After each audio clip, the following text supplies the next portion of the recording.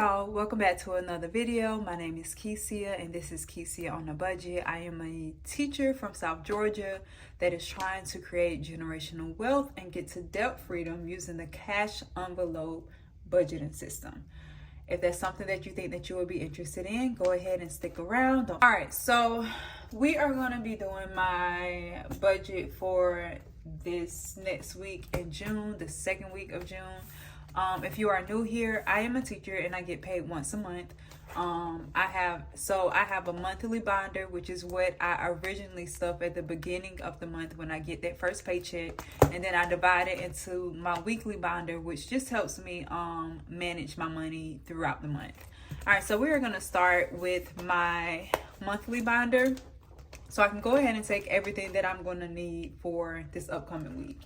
All right, so for groceries, I have decided to take $50 out of there. If you looked at my spending tracker video, which should be posted before this one, you know that I've been doing a lot of grocery shopping in preparation for my two stepdaughters to come next week. So I'm just taking out 50 this week because I shouldn't need any more than that, and that's probably just going to go to like different meats and stuff like that.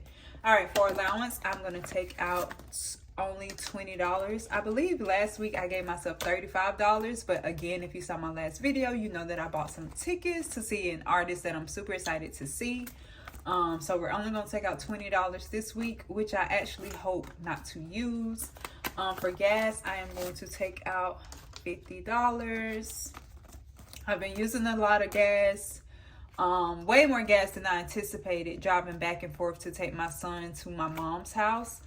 She lives about 30 minutes away, and yeah, so I feel like the original budget that I set for the month, it was $200. I'm pretty sure I'm gonna go over that. Actually, I'm very sure I'm gonna go over that. All right, next we have beauty. I don't need anything out of there yet. I may be getting my hair done this upcoming week, but I also think I'm going to try to do it myself. It just depends. It depends on how this week looks and what's going on with my husband's pay and stuff like that. All right, emergency, nothing. Home. I'm going to take this envelope out and put it in my weekly envelope because I need to buy a couple of things for the house. I need some more of those Airwick plugins, and I think I need to re-up on paper towels, or I may push that out. I don't know. But for now, that's all I'm going to take out, and I'm going to put this back, and we're going to go ahead and take a look at my weekly binder. So in this weekly binder is what I have to spend for the week. I need to go ahead and take everything out that is left, even though I don't think that there is much. It's just a little change, and that's it. All right, so for groceries, all I have left is a little change. I'm gonna go ahead and put that in my change elephant. All right, allowance, I have a $10 Chipotle card already in here that I'm hoping not to use. That's definitely one of my goals for this upcoming week, is to not eat out. But if I do eat out, it's going to be Chipotle. And allowance is going to get this $20. I had nothing left in it. I used the entire $30 last week for Sunday dinner out with my husband. All right, for gas, we're gonna add $50.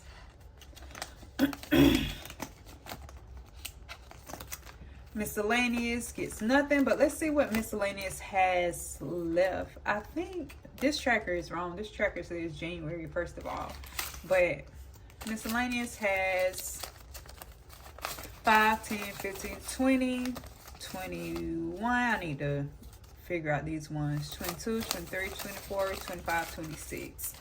All right, $26 in miscellaneous, and I need to get these bills together because they're not looking very good. All right, I have another 50 left. Where is this supposed to go? Oh, and groceries. $50 in groceries. Like I said, I'm just gonna buy some meat. I think maybe I might not even need to do that if I just go through my freezer and see what I have and plan out my meals for the upcoming week. And then we're going to put home in here as well. All right, back here I have money that I need to deposit into my account. This is a total of $70. I think it's from the tickets that I bought. I need to put that money back, and then $20 that my grandma actually gave me for my grandma gave me $20 for gas because I took her to the doctor.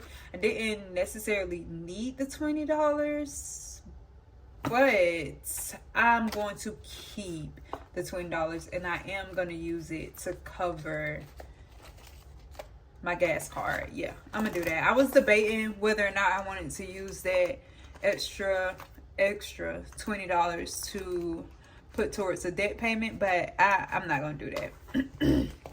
So I did not have much rollover money. I did not have any rollover money for this week. Everything was spent and I just had a couple of cents and change. So that's that. For this upcoming week, let me go ahead and get my iPad so I can show you guys the goal for this week.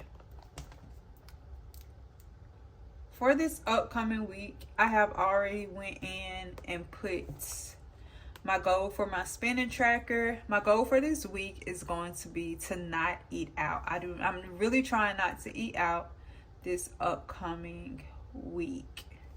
Yeah, that's the goal. Pretty sure that I can stick to that goal, but we will see how that goes. Well, yeah, y'all, that is it for this video. That's all that I have, especially since I have taken a break from my sinking funds. But like I said, we will get back into that just as soon as all of the debt that I gathered over the last couple of months is cleared. And let me just be transparent about that debt. What happened is that I went on maternity leave, and after the baby, I felt a need to buy new clothes because my clothes just weren't fitting the same. And although so many people who see me say things like, "Oh girl, you didn't gain no weight from the baby," the truth is I did, and there are specific areas in my body that changed that basically I can see, that I noticed, and so I was dealing with that. So I spent a lot of money on clothes. I was eating out a lot because my husband was out of town.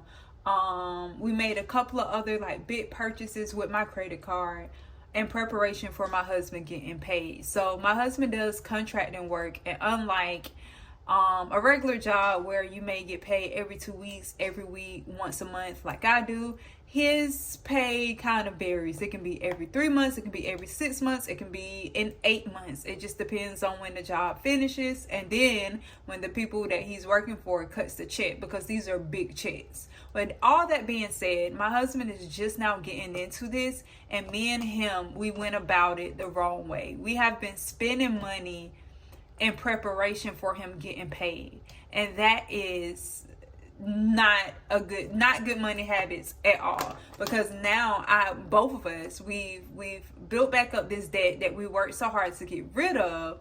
And now when he gets paid, when he gets his check, which is coming soon, thankfully we have confirmation about that, but a big chunk of it is going to have to go to cover all of the expenses from the last couple of months. So me and my husband, we had a really big conversation, a really big come to Jesus moment, where we just sat down and said, we have not been doing this right. We have failed. We have not failed, but we have not been good stewards of this awesome, amazing opportunity that God has given us. The money that is coming in could have been used for purchasing land and building our future home and just put it aside to save and to grow. But now we have to use this money to pay off debt that we gathered over the last couple of months, basically living outside of our means. We kept telling ourselves that we weren't living outside of our means because we knew the money that was coming. But at that moment, at that time, the money that we had was my money, and we should have been living on my salary. But you know, hindsight is 2020, and it took a moment even for us to like really like grasp it. And it was a hard conversation that we both had, and we both admitted to some silly purchases and just some immature, terrible mistakes that we made. But we have been figuring this thing out on our own. Nobody has been teaching us how to handle money and handle success and just handle the different things that are going on in our marriage and in our lives.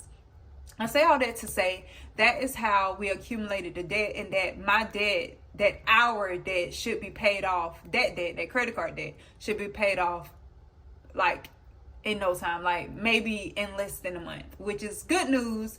But we had to learn a lot, and I feel like this has lit a fire up under me to get more serious about my finances, which I've been kind of serious, but I haven't been as consistent as I need to be.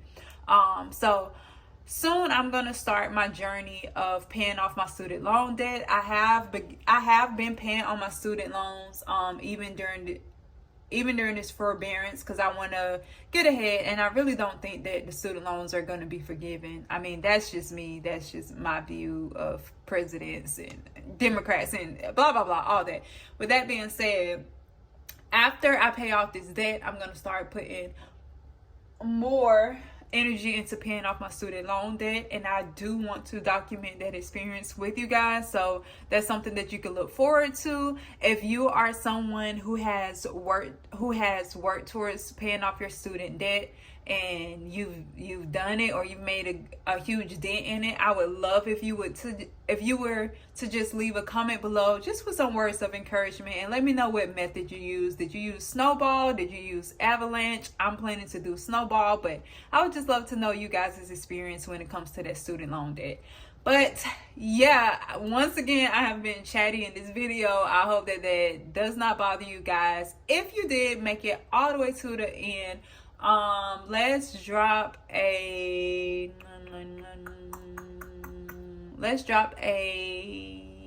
crown emoji in the comments. But yeah, thank you guys so much for watching.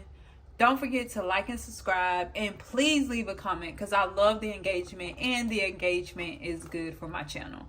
Have a great day. Talk to you guys soon.